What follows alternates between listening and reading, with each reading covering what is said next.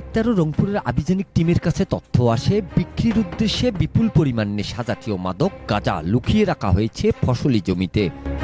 যার ভিত্তিতে বুধবার সকালে র‍্যাব ১৩ রংপুর সদর কোম্পানির একটি আভিযানিক দল লালমনিরহাটের কুলাঘাট ইউনিয়নের বোয়ালমারি গ্রামে অভিযান চালিয়ে মাদক ব্যবসায়ী আসাদুল হককে আটক করে।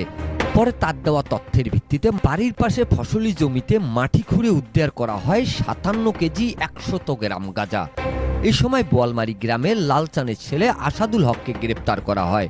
পরে তাকে লালমনিরহাট থানা পুলিশের কাছে হস্তান্তর করে র‍্যাব। র‍্যাব ১৩ রংপুরের অতিরিক্ত পুলিশ সুপার সিনিয়র সহকারী পরিচালক মিডিয়া বিপ্লব কুমার গোস্বামী বুধবার এক প্রেস বিজ্ঞপ্তিতে এ তথ্য জানিয়েছেন।